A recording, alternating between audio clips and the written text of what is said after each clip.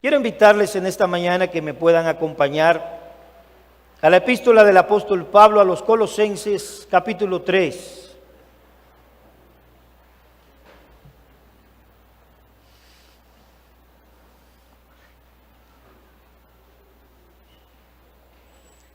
Quiero considerar con ustedes un pasaje que se encuentra en el versículo 12 y hasta el versículo 14. Este es un pasaje que tiene un contexto más amplio, pero quiero considerar solo estos versículos para la palabra que el Señor ha puesto en mi corazón predicar en esta mañana. Colosenses capítulo 3, versículo 12, dice: vestíos pues como escogidos de Dios, santos y amados, de entrañable misericordia, de benignidad, de humildad, de mansedumbre, de paciencia, soportando unos a otros, si alguno tuviere queja contra otro. De la manera que Cristo os perdonó, así también hacedlo vosotros. Y sobre todas estas cosas, vestidos de amor, que es el vínculo perfecto. Vamos a orar. Padre, qué privilegio tú le concedes a hombres frágiles como yo, débiles e imperfectos, de poder estar en un púlpito como este hablando tu santa y bendita palabra. Oh Señor, no soy digno de poder hablar de tus maravillosos y grandes misterios, pero por tu gracia hacemos lo que hacemos y somos lo que somos. Gracias, Señor. Nosotros te rogamos por Jesucristo que tú nos puedas conceder la gracia y el denuedo para poder predicar la palabra como es digno de ti. Que tú nos puedas conceder corazones dóciles, corazones abiertos, para que tu palabra pueda encontrar lugar en cada uno de nosotros. Oh Señor, ministranos en esta mañana, háblanos al corazón. Permite que esta palabra, aunque la hayamos podido oír en otras ocasiones, hoy se haga nueva para nosotros, oh Dios. Que tu Espíritu Santo la pueda aplicar en nuestras vidas y que tú seas exaltado en medio de ella. Para tu gloria y honor. Amén y amén. Hermanos, una de las cosas que nos concede este tiempo moderno es poder parecer lo que no somos en muchos contextos. Poder parecer más jóvenes de lo que somos, como Eduardo, por ejemplo. Un muchachito. ¿Sí? O poder parecer de más edad de la que tenemos. O poder parecer más alto de lo que somos, o menos gordo de lo que estamos. ¿Verdad? Hay vestimenta para poder lucir como nosotros no somos. Hay lo que sea para eso. Existe, incluso para usted parecer de una clase social a la que usted no pertenece. Pero en el texto de esta mañana, el Señor nos da y nos habla de usar unas vestimentas, un ropaje, para que podamos lucir y parecer como somos, es decir, hijos de Dios. Para poder reflejar y manifestar lo que en verdad nosotros somos. Y de eso se trata el texto que nosotros acabamos de leer. El propósito de Dios para ti y para mí y para todo su pueblo es la conformidad a la semejanza de su Hijo Jesucristo. Y nosotros debemos amar este propósito. Romanos capítulo 8, versículo 9 nos dice que Él nos predestinó para este fin, para que seamos hechos conformes a la imagen de su Hijo. Este es el gran propósito por el que tú y yo fuimos predestinados. Pablo nos dice que vendrá el día cuando nosotros que hemos traído la imagen de el hombre terrenal, traeremos también la imagen del celestial, el cual no es otro que Jesucristo, el Hijo de Dios. Un día le veremos a Él cara a cara, dice Juan, porque seremos tal como Él es. ¿Cuántos anhelan esto?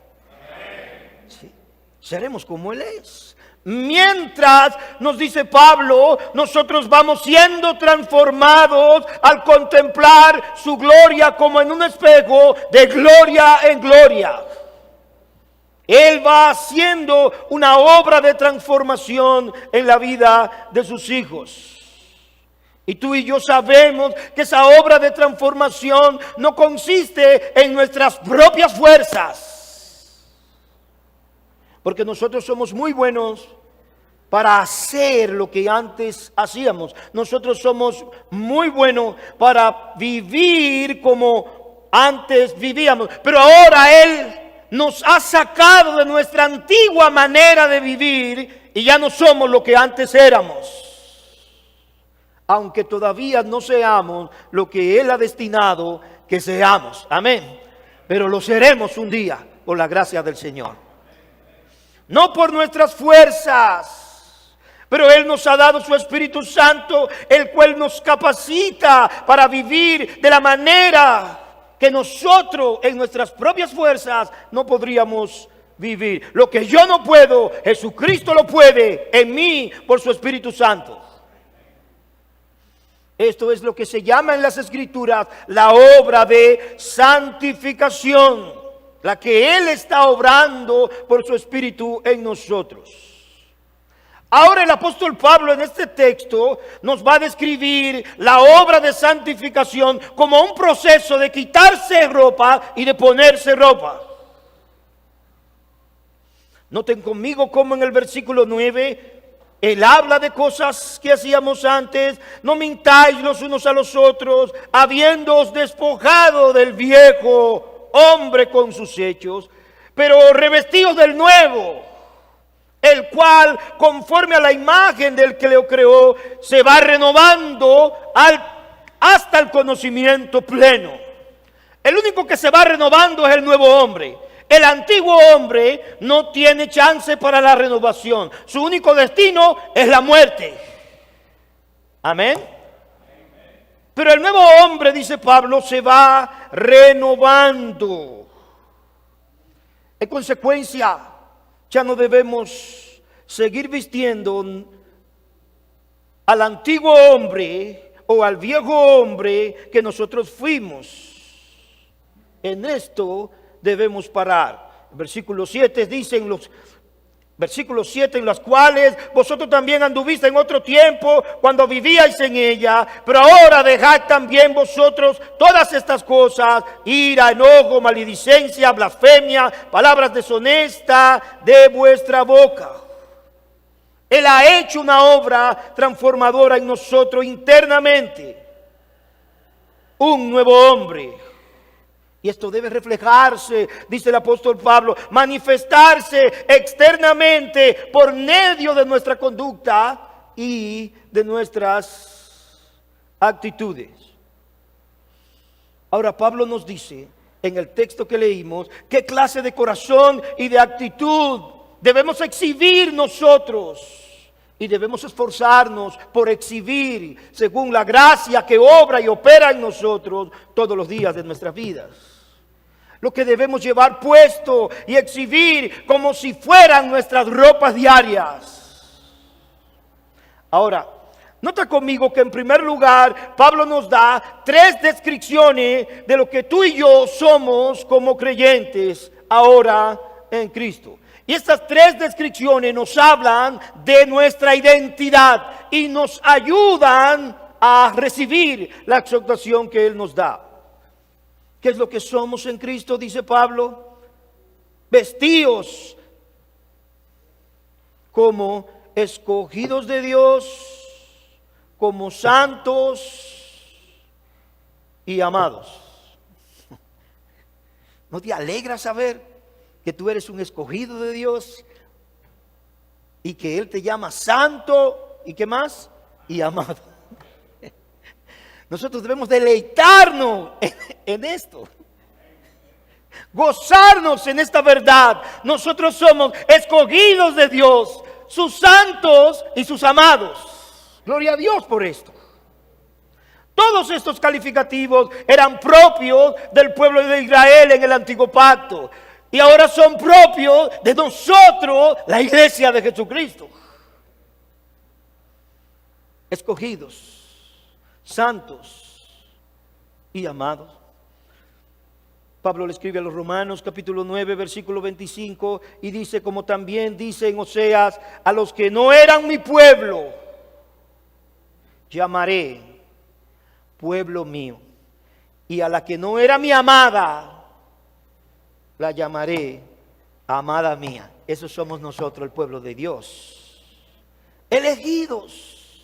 Somos los elegidos de Dios desde antes de la fundación del mundo. Dios nos escogió en Cristo Jesús. Él nos escogió, dice Pablo, en Él antes de la fundación del mundo, para que fuésemos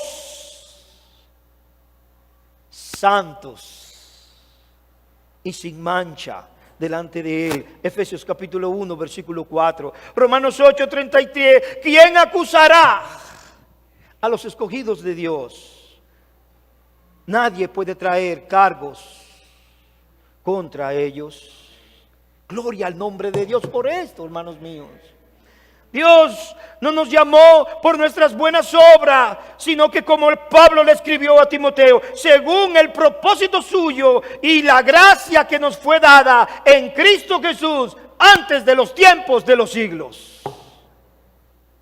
Una gracia, dice Pablo, que fue dada antes de los tiempos de los siglos a favor nuestro en Cristo Jesús.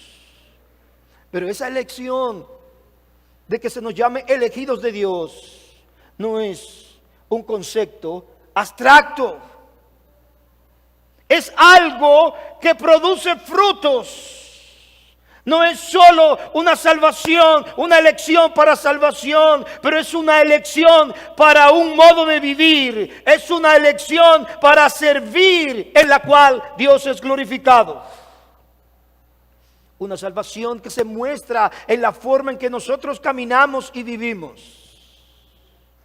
Si nos ha dado una nueva vida, también nos ha dado una nueva manera de vivir. Y esto es lo que encontramos aquí. Como escogidos de Dios, Él nos llama también santos, apartados para Él. Ahora tú y yo somos apartados para Dios. Nos eligió con un propósito para que seamos un pueblo santo, un pueblo propio, un pueblo para Él, un pueblo que sale del mundo y que nunca más volverá a ser lo que fue. Nunca más, por la gracia de nuestro Señor, para nunca más vivir vidas comunes como vivíamos antes. Ahora somos los santos del Señor, lavados con la sangre de Cristo de la culpa de nuestros pecados, y seguimos siendo liberados de la corrupción del pecado remanente que aún permanece en nosotros. Efesios capítulo 1 versículo 4, según nos escogió en Él antes de la fundación del mundo, para que fuésemos santos y sin mancha delante de Él. Pedro le escribe a los expatriados y le dice, ustedes son un pueblo especial, un pueblo elegido, una nación que santa. Esos son ustedes. Esto es una posición, pero también es un destino que Dios nos ha dado. Aunque ninguno de nosotros se vea hoy en esa perfección en la práctica. Por eso nos manda a vestirnos de lo que somos. Amados, somos amados también, somos el objeto del amor especial del Señor, incondicional e inquebrantable de Dios. Dios está a nuestro favor, y si Dios es por nosotros, ¿quién contra nosotros?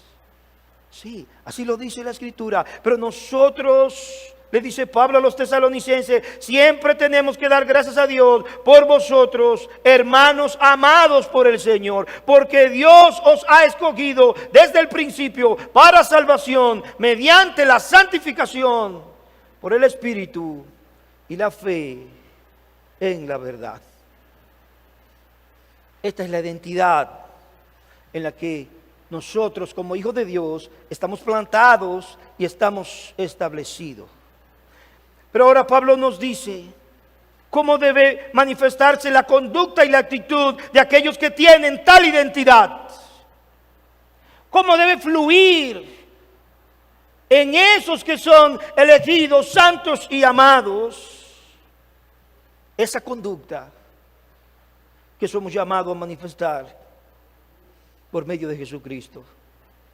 Como pueblo especial del Señor, tú y yo debemos actuar en consecuencia.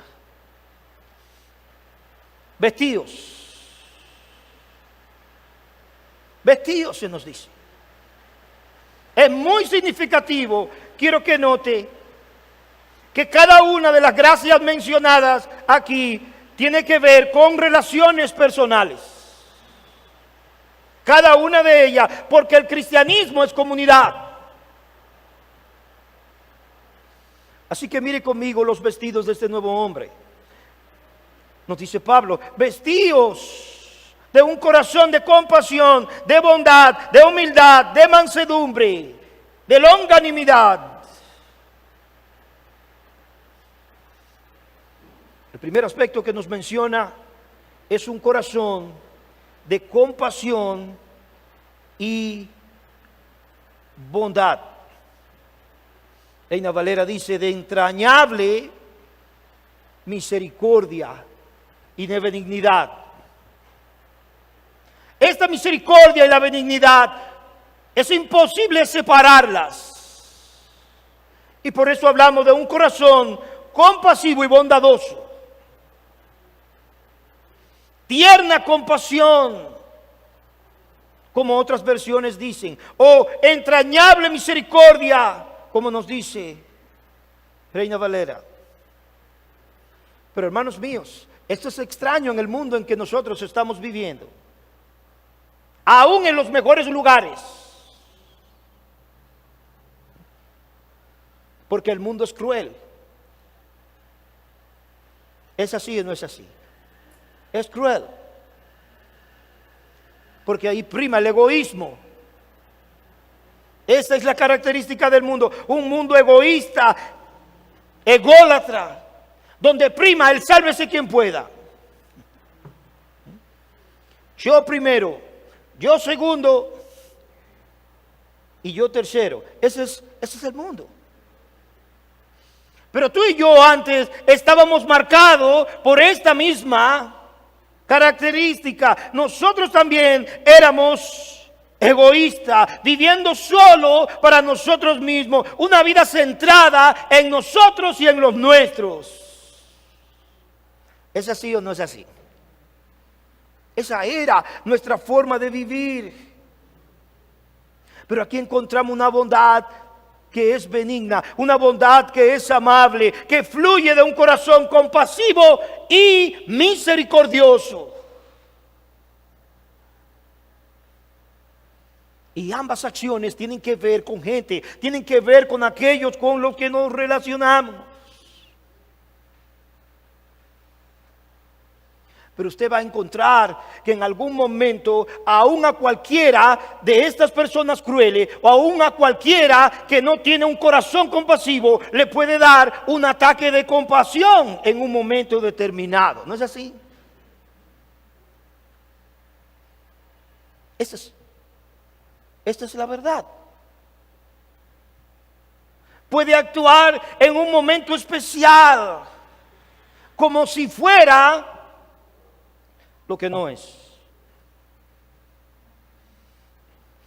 Todos ustedes están familiarizados con un evento que se hace allá que se llama Quiéreme como soy. El Quiéreme como soy tiene que ver con niños especiales. Y en ese evento mucha gente se identifica con ese evento en ese día. En ese momento, ellos van a hacer todo lo que esté a su alcance para que ese evento luzca bien. Y ellos también. Harán lo que no hacen en su vida diaria, lo que no practican con un vecino, lo que no practican con alguien de su trabajo, ellos lo harán para este evento. Van a cantar con niños especiales, se van a tirar al piso con ellos. Van a hacerles sonreír y quizás van a abrir sus carteras y van a dar para esos niños en esa ocasión especial. Hasta el próximo año. ¿No es así? Muchas veces es así. Pero la compasión de la que Cristo nos habla aquí, la amabilidad y la benignidad de la que Cristo nos habla aquí, no solo son para momentos especiales, sino para lucirlo todos los días.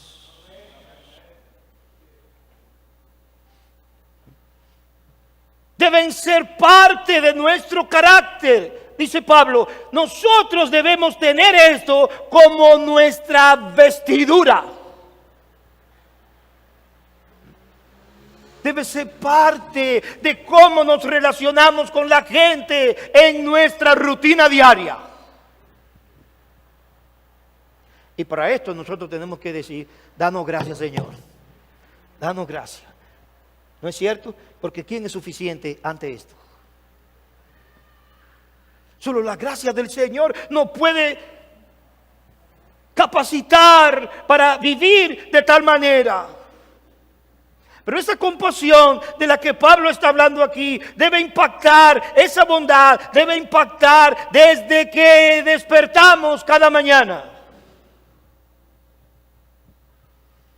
Y debe manifestarse con nuestros prójimos más próximos. Nuestra esposa, nuestros hijos, desde que saludamos a nuestra esposa, desde que saludamos a nuestros hijos, debe mostrarse en nosotros este vestir de benignidad y de entrañable misericordia.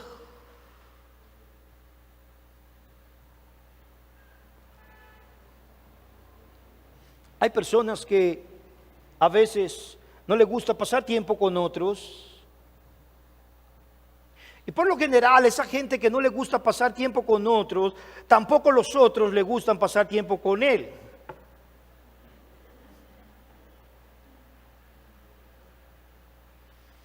Pero tal vez es porque esta característica que Pablo habla aquí está ausente en esa persona.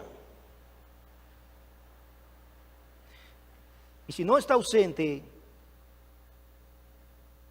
se muestra en un tono muy bajo. La bondad hace que la gente se sienta cómodo al estar con nosotros. La gente que está con nosotros se siente cómodo de estar con nosotros.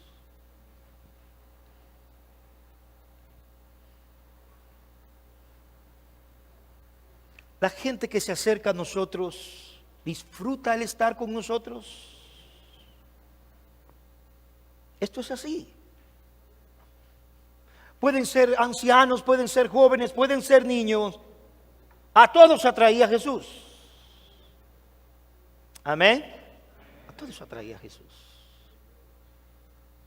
Su compasión, su amor, su ternura lo atraían.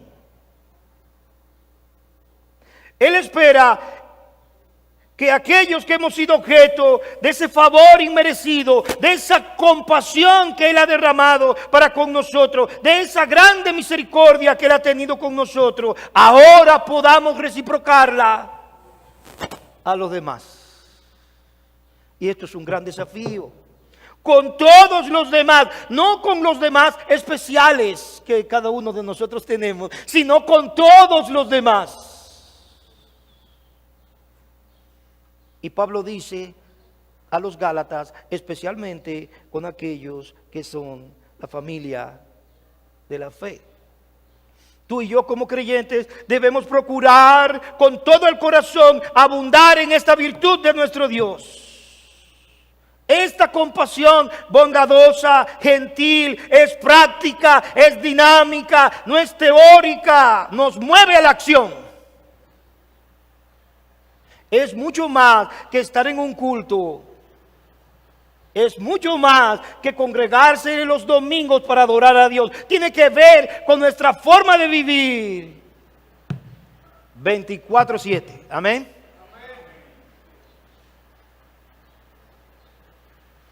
Y no solamente está hablando de simpatizar con una persona o de tener lástima por alguien. Significa ponernos en el lugar del otro.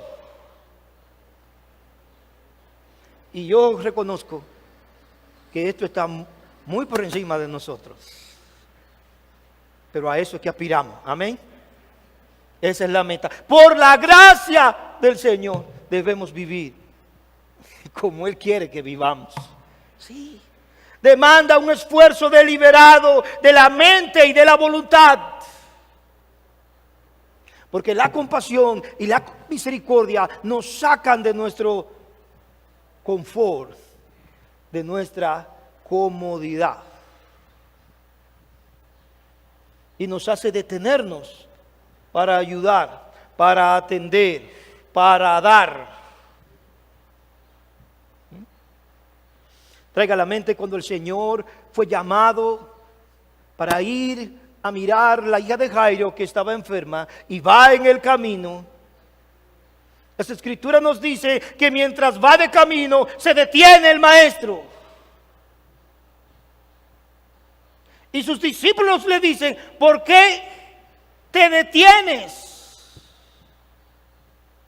Esa es una escritura que me marca mucho. Porque a nosotros no nos es tan fácil detenernos cuando tenemos planes ya trazados. No nos es fácil pararnos para tener compasión de alguien o ayudar a alguien o atender a alguien.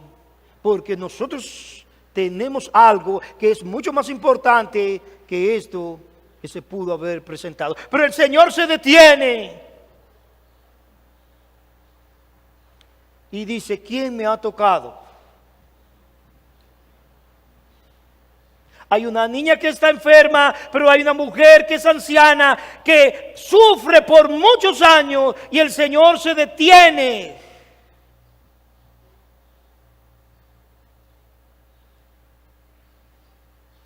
Para ayudarla, para sanarla, para conocerla, para consolarla. Gloria a Dios. Yo quiero ese corazón, hermanos míos. Yo quiero ese corazón, porque ese corazón glorifica a Dios. Y lo muestra cuando siento compasión del alma de mi prójimo. Esto es misericordia y bondad. Cuando siento compasión del alma de mi prójimo para ayudarlo, para amonestarlo, para arrebatarlo del fuego, como dice Judas en el versículo 22 y 23. Esa misericordia hace que las almas de la gente nos importen a nosotros, porque a Él le importa. Amén. A Él le importa. Yo me veo deficiente en esto y clamo y oro por misericordia para mi propia vida a fin de poder vivir de esta manera. Ahora, noten que, hermanos míos, Cristo colocó la compasión y la bondad entre los asuntos de más peso de la ley. De más peso. Él dijo en el libro de Mateo capítulo 23, versículo 23, ay de vosotros, escribas y fariseos hipócritas, porque pagáis el diezmo de la menta, del eneldo, del comino, y habéis descuidado los preceptos de más peso de la ley, la justicia, la misericordia y la fidelidad. Estas son las cosas que debíais haber hecho sin descuidar aquellas.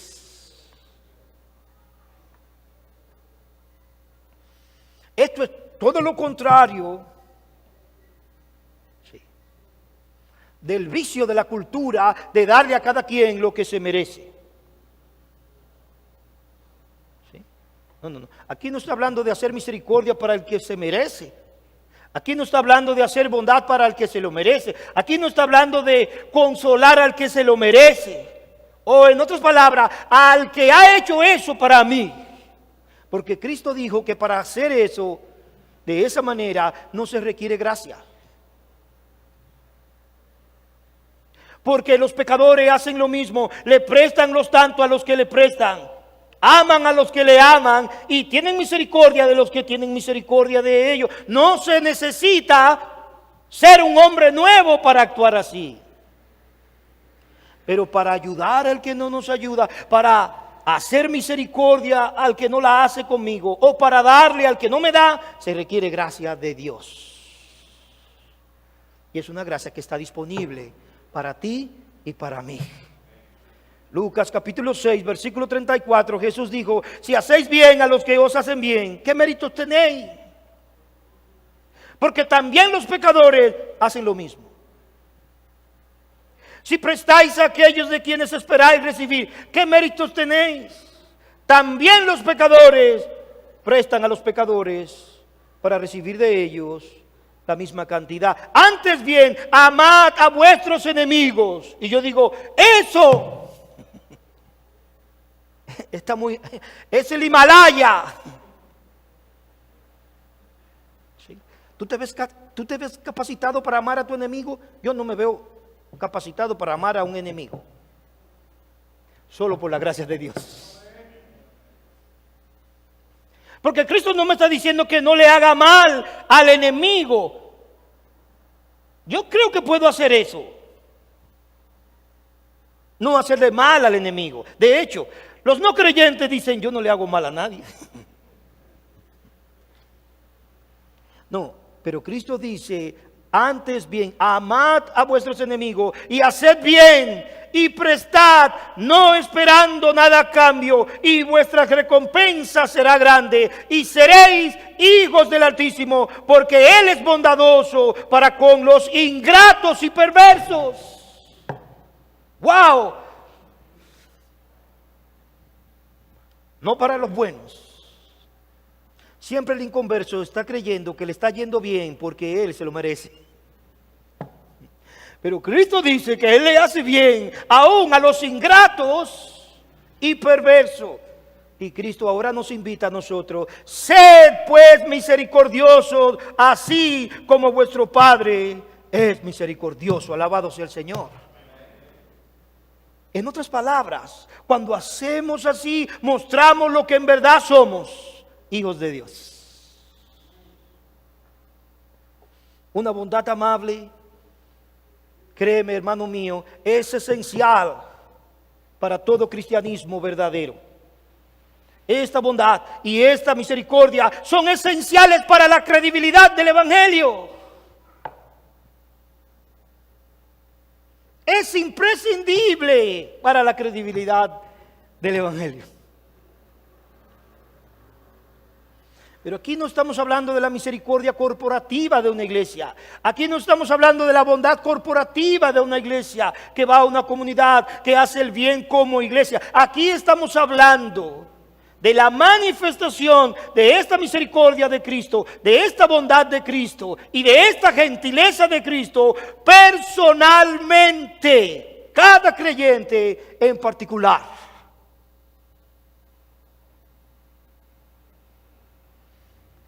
¿Qué hace esta bondad? Nos lleva a involucrarnos, a ser sensible a los demás, a ayudar con las cargas de los demás. Pablo le dice a los Gálatas: no nos cansemos de hacer el bien, porque a su tiempo, ¿qué?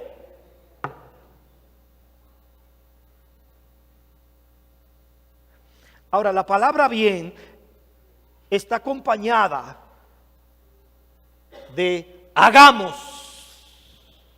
Él no nos está hablando en ningún momento de sentir en nuestros corazones bondad, ni de sentir misericordia. Él nos está hablando de hagamos.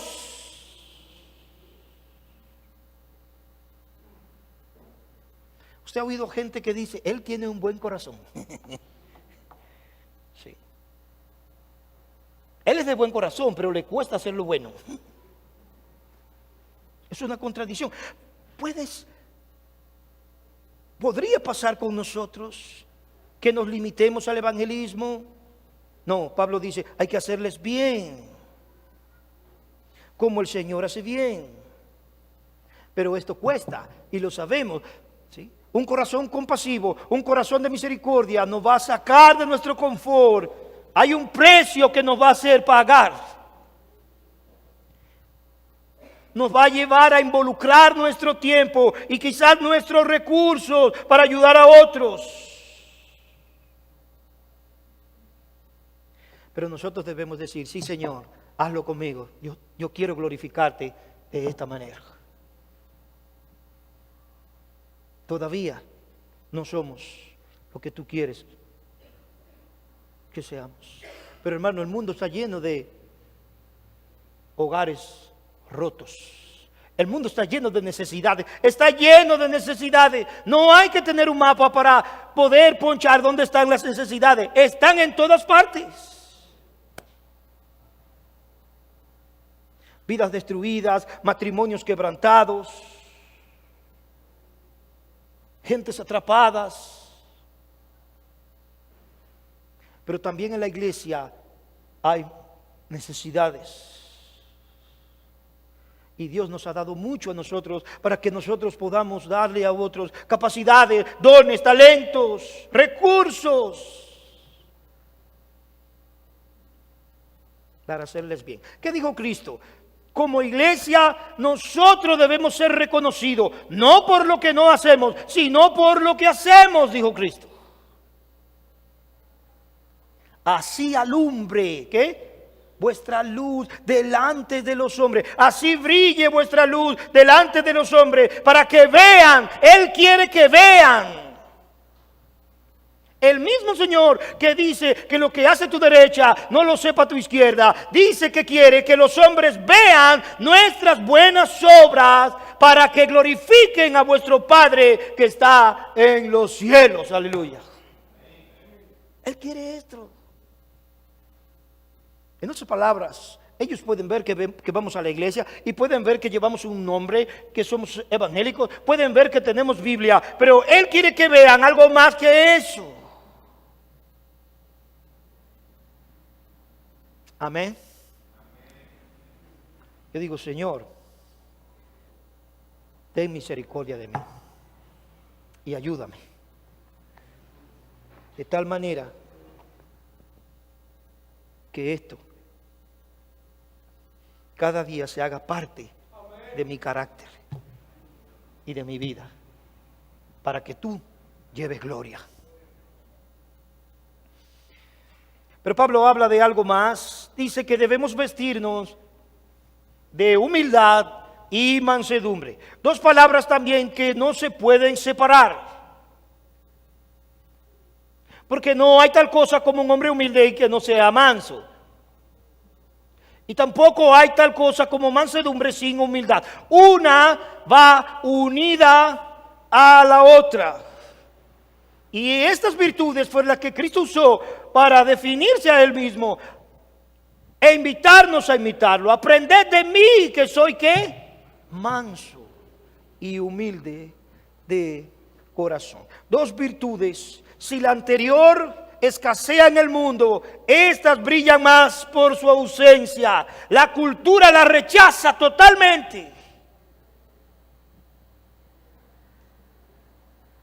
Pero en los días en que Pablo escribió esto, la cultura griega que predominaba también rechazaba esto y lo veía como un símbolo de debilidad. Era como decir tal cosa como manso, menso. Un manso es un menso hoy, o es un tonto. Él es muy humilde, ¿sí? Es algo que para el mundo es como una descripción despectiva muchas veces. Pero para Cristo es hermosa y preciosa.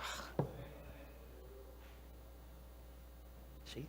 El mundo no la celebra, nosotros debemos celebrarla, porque es parte de la cosmovisión cristiana.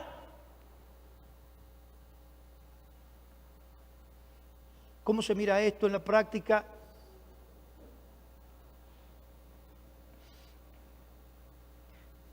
Puede significar que tú puedes producir dinero. Puede significar que tú te puedes matar trabajando y no pedir el crédito por eso. Puede significar que tú puedes trabajar duro y no pedir ni a la gente ni a tu familia que te adore en el camino, porque tú eres el héroe. ¿Eso tiene que ver algo conmigo o contigo? Sí. No, yo soy el que traigo el dinero a esta casa. ¿Sí? A mí por lo menos deberían darme cierto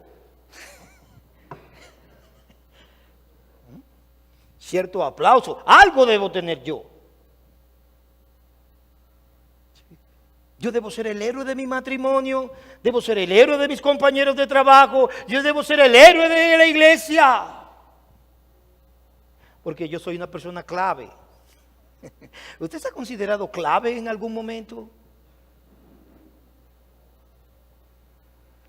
Pero el hombre humilde sabe que hay uno solo que es clave y hay uno solo que es héroe, y es de nuestro Señor Jesucristo.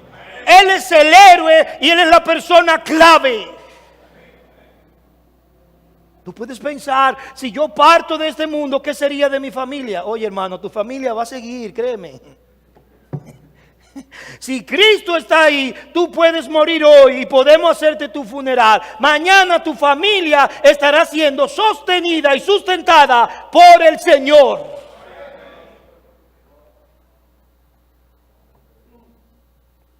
Él sí es el héroe. Él se puede dar todos los bombos que quiera darse, pero Él dice: yo soy humilde y manso. Tú y yo no. Pero nosotros sabemos que contra esta virtud estamos batallando, porque nuestra carne se resiste. Hay una batalla constante contra nuestro ser interior, ¿sí? Que es orgulloso y egocéntrico y que quiere parte de la gloria. No se puede quedar en el anonimato.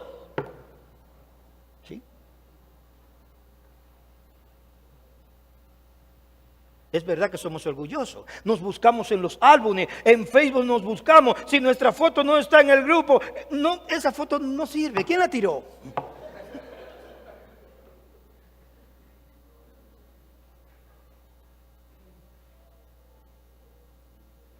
Es así.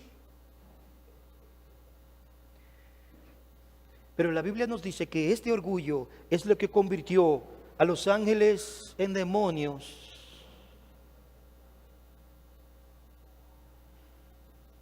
Los profetas nos hablan cómo cayó aquel ángel.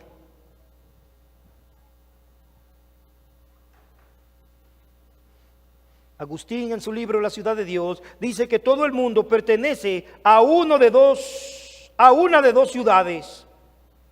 La ciudad de Dios, dice Agustín, la cual consiste de todos los que aman a Dios y se rechazan a sí mismos. Y la ciudad del mundo, en el cual todos se aman a sí mismos y rechazan a Dios. Peter Creed dice, estos son los dos tipos de personas, los orgullosos que se creen humildes y los humildes que saben que son orgullosos. El único camino para ser humilde es admitir que no lo somos. Antes bien, somos orgullosos. Ten misericordia de nosotros, Señor. Ten misericordia de nosotros, Señor.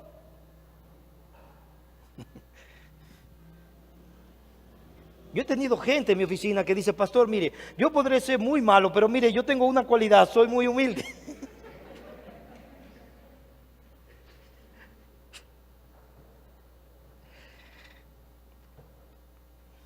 Pero hermanos míos, la Biblia denuncia, advierte y amonesta bastante con relación al orgullo. Pero la Biblia en ningún lugar nos dice, eleven su autoestima porque ustedes están pensando muy poco acerca de ustedes mismos. No nos dice eso. Siempre nos dice lo contrario. Porque la Biblia sabe la tendencia permanente y natural del hombre a enorgullecerse. Por eso se nos manda a vestirnos ¿de qué? De humildad y de mansedumbre. Es más, el orgullo es de las cosas más esenciales de lo que el hombre está compuesto. Entonces decía, los hombres son una bola de orgullo. Como esas bolas de nieve que van rodando y se van haciendo cada vez más grandes. Es un pecado natural, bastante aceptable entre las personas, recomendable. Y que los hombres lo promueven desde chiquito. Tú tienes que ser el primero, el primer lugar. ¿Sí? Tú naciste para ganar. Tú eres un campeón.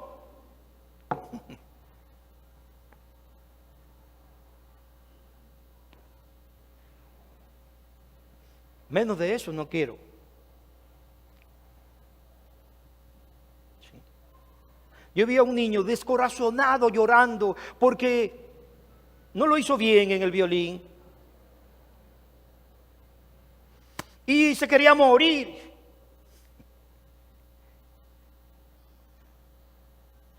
Allí no hay otra cosa que el orgullo. Porque papi le había fijado una meta tan alta y él no se veía defraudando. Y así puede crecer con esto. Muchas de las razones que la Biblia nos dan para el orgullo, orgullo por la posición que hemos alcanzado, orgullo por las habilidades que hemos recibido, orgullo por los logros obtenidos,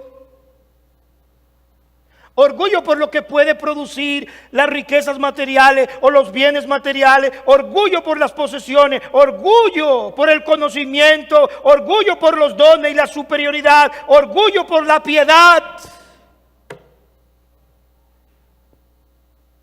orgullo de ser famoso, estimado, reconocido, orgullo por ser pobre. El orgullo tiene 1000 caras.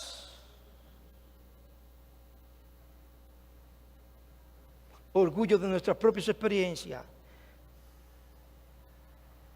Pero Pablo les dice a los filipenses, haya pues en vosotros este sentir que hubo también en Cristo. ¿Cuánto quieren eso en su vida? Sí, mansedumbre no es debilidad o cobardía, tiene que ver con estar sumiso al ser provocado, aún por la circunstancia o por el prójimo. Estás dispuesto a sufrir daño antes de dar daño.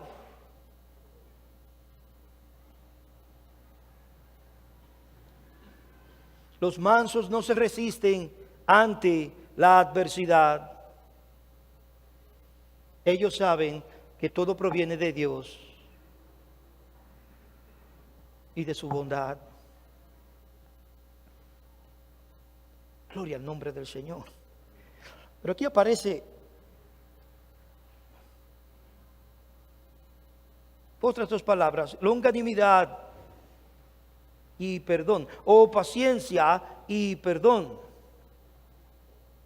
La palabra es macrotumia. Todos necesitamos macrotumia. Yo necesito mucha macrotumia. Paciencia.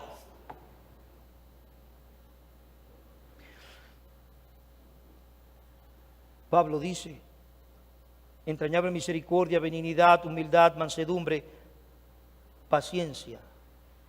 Y luego añade, soportándoos unos a otros. Es la capacidad, esta longanimidad, que es la palabra real que aparece allí, macrotumia, es esa capacidad de padecer o soportar algo sin alterarse. La torpeza del prójimo, aún la insensatez del prójimo, no producen desesperación en aquel que crece en esta gracia. Los insultos, los malos tratos recibidos no le hacen ser resentido.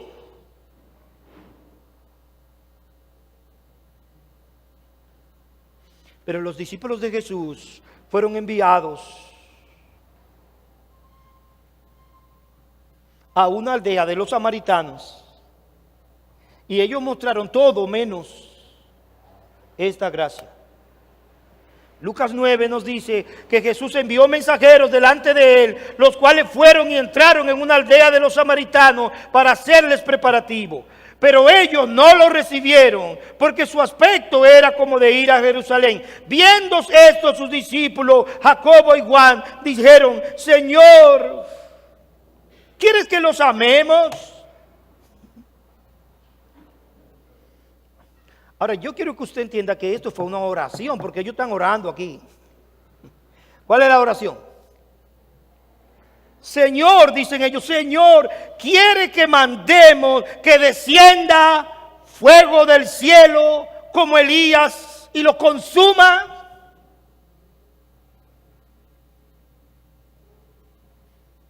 ¿Has deseado pedir fuego del cielo para tu prójimo? ¿Para una tía? ¿Para una suegra? ¿O para un suegro? No. Jesús le dijo: no sabéis de qué espíritu sois. Macrotumia tiene que ver con una disposición de la mente y con una disposición del corazón que nos permite ser pacientes y tolerantes sin explotar ni atacar ni guardar rencor, aún con los más desagradables.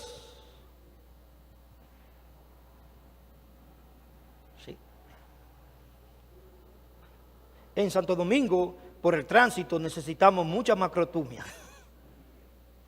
Imagínense. Pero tú estás interactuando con gente que tiene mucho lío y muchos problemas y que sale todos los días a la calle. Nosotros estamos interactuando con esa gente en un banco, en la calle, en el semáforo. Sí. Gente que está aburrida, gente que está poseída muchas veces. ¿Cómo vamos a tratar con esta gente? Cristo dice: ¿necesitas qué? Macrotumia. Tú necesitas paciencia. ¿Qué virtud? Gente que va a bajar el vidrio y te va a vocear 3 cosas. Y tu carne va a querer decirle otras. Pero así no glorificamos a Dios. Esto no es diplomacia, esto no es hipocresía. Los diplomáticos saben cómo querer matar a alguien y fingir no hacerlo. Esto no tiene que ver con esto. Esto no es una postura exterior. Esto tiene que ver con el corazón y la mente. Gloria al Señor. Esto lo hace el Señor por su gracia.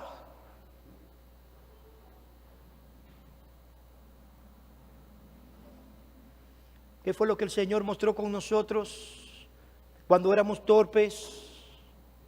Cuando éramos enemigos suyos. Pablo dijo: Él mostró su gran paciencia para conmigo. Pero Pablo también escribe en Romanos 2, o tienes en poco las riquezas de su bondad, tolerancia y paciencia, ignorando que te guían al arrepentimiento. Podemos ministrar mucho cultivando estas virtudes. Pablo dice, yo fui recibido a misericordia para que Jesucristo pudiera desplegar en mí toda su paciencia. Pedro también le escribe a los creyentes y les muestra a Cristo y les dice, quien cuando le ultrajaban no respondía ultrajando, cuando padecía no amenazaba, sino que se encomendaba a aquel que con justicia juzga.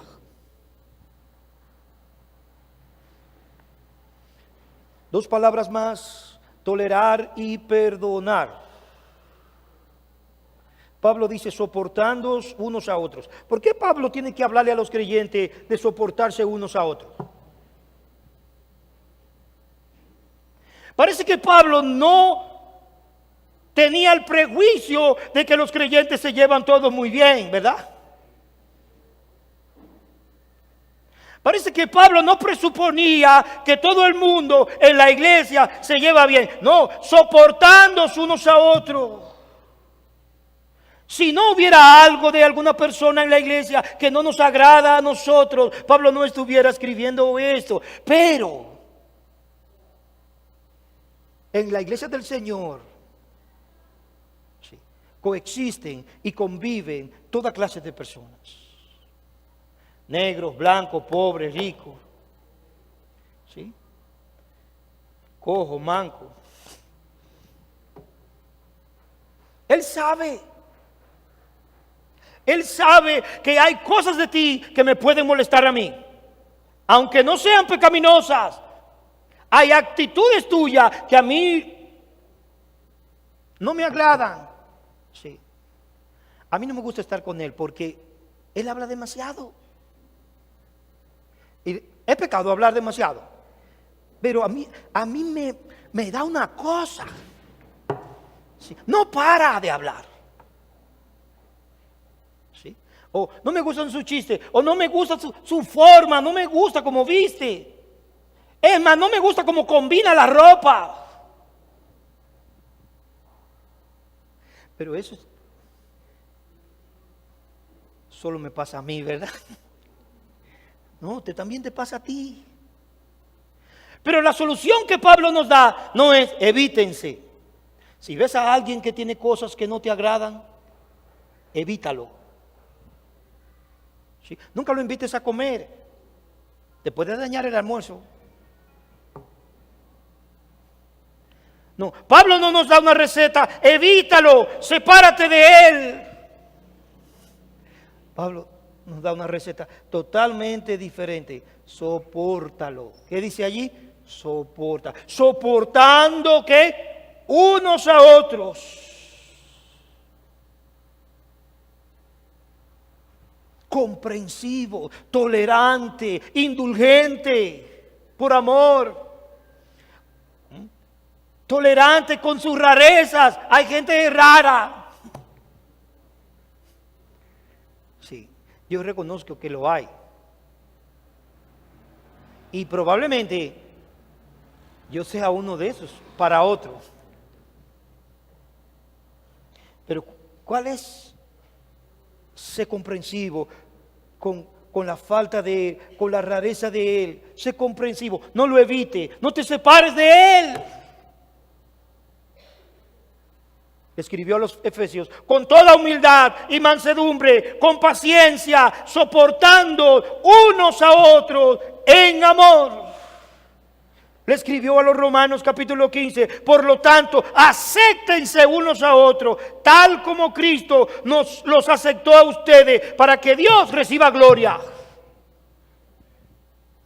Hermanos míos, el mundo se separa. El mundo esquiva, el mundo toma distancia. Nosotros somos el pueblo de Dios.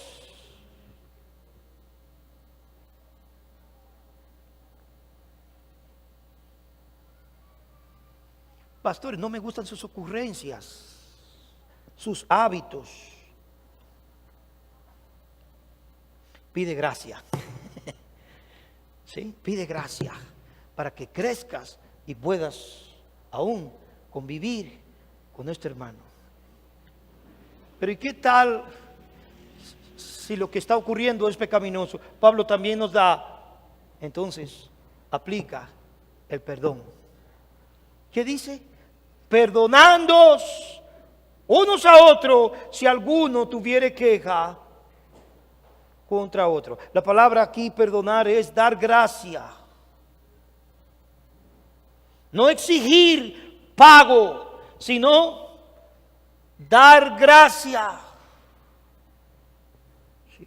Es todo lo contrario de te perdono, pero tienes que.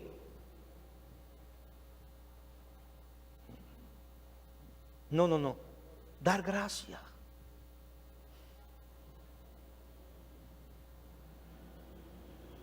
Recuerden, le dice Pablo, que el Señor los perdonó a ustedes. Los perdonó, dice, de la manera que Cristo, ¿qué? Os perdonó. ¿Cuántos fueron perdonados por el Señor? Pero hermano, Cristo no solo nos perdonó todos nuestros pecados, nos sigue perdonando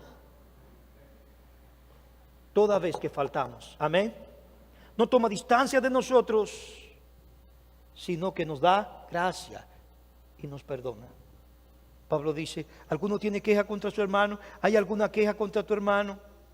Perdónale. Perdónale. Sé compasivo con la falta de él y perdónale. Mediante este amor. Jesús dijo, Mateo 18, así también mi Padre Celestial hará con vosotros, si no perdonáis de todo corazón cada uno a su hermano sus ofensas. John Wesley en uno de sus sermones dijo que conoció a alguien del Parlamento de Inglaterra que le dijo, nunca perdoné a nadie cuyos pecados me hubieran hecho mal a mí. Y él le respondió, ojalá usted y no peque nunca. ¿Y por qué? Porque así vuestro Padre hará con vosotros si no perdonáis de todo corazón cada uno a su hermano sus ofensas.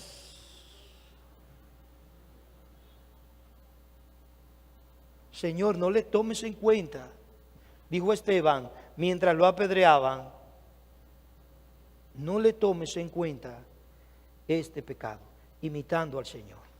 Y terminamos, hermanos míos, con ese cinturón que puede sujetar perfectamente todas estas virtudes, con ese sobre todo que puede, ¿sí?, cubrir y vestir elegantemente a los santos. Sobre todo, dice Pablo, versículo 13, y sobre todas estas cosas, vestido de amor, que es el vínculo perfecto.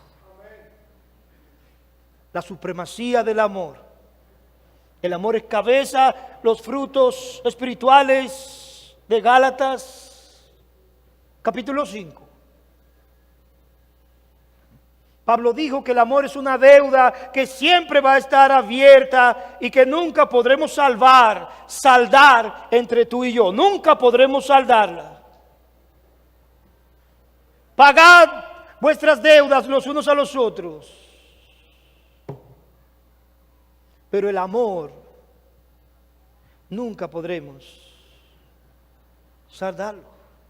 Nunca podremos decirnos, ya te he amado demasiado, ya la cuota de amor mío para ti se agotó, estás en rojo.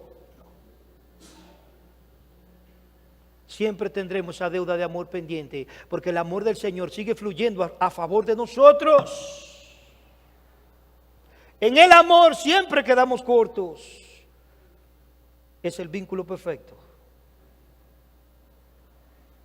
El amor es esa gracia, dice Pablo, que une a los creyentes, que nos mantiene juntos y que incluye en sí mismo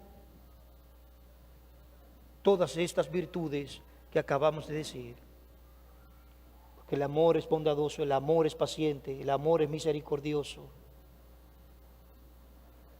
el amor es perdonador, Hermanos míos, para estas cosas, ¿quién es suficiente? Tú y yo somos llamados a pedir gracia para poder cultivar estas virtudes en nuestro diario vivir y que nuestro Dios sea exaltado y glorificado en la forma en que nosotros nos relacionamos el uno al otro y con aquellos que no le conocen.